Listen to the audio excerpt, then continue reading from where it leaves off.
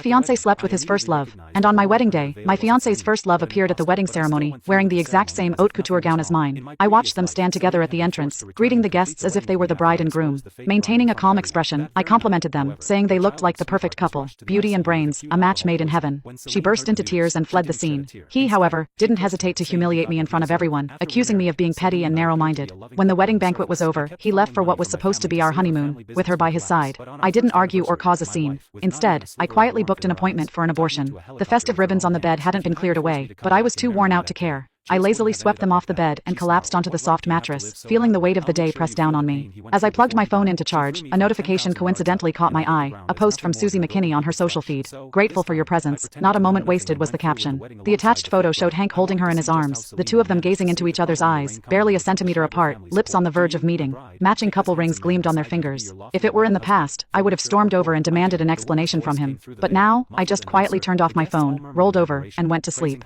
The following days passed in silence.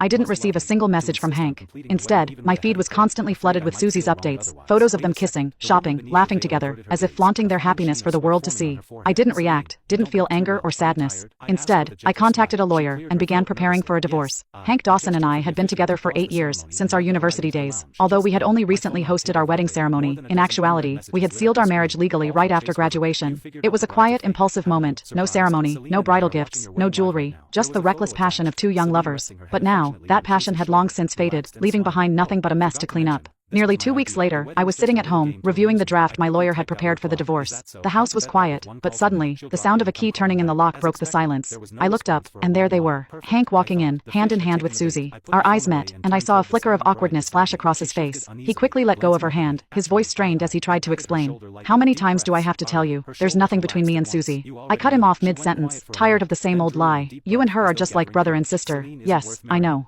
I looked at him, my expression calm and indifferent. There wasn't any trace of anger. Hank's face, however, grew colder, his brows furrowed in frustration, his voice, laced with helplessness, cut through the room. "Then what are you upset about this time?" "I'm busy," I replied, my attention already back on the draft in front of me, completely uninterested in meeting his gaze. But my silence only fueled his frustration. His face hardened as he wrapped his arm tighter around Susie and stormed out of the house. He made a show of slamming the door open wide, standing there, waiting for me to give in, like I always had. But not this time. I didn't even look up. With a final angry slam, he shut the door behind him. It wasn't long after they left that my parents called, asking me to come over for dinner. I agreed. When I arrived at their place, who do I run into at the door but Hank? He looked at me, something like guilt flickering across his face before he smoothed it over with a forced calm. "Are we going in together?" he asked, trying to sound casual. I nodded and walked inside without a word. The dinner was a painfully awkward affair. My parents hadn't forgiven him for what had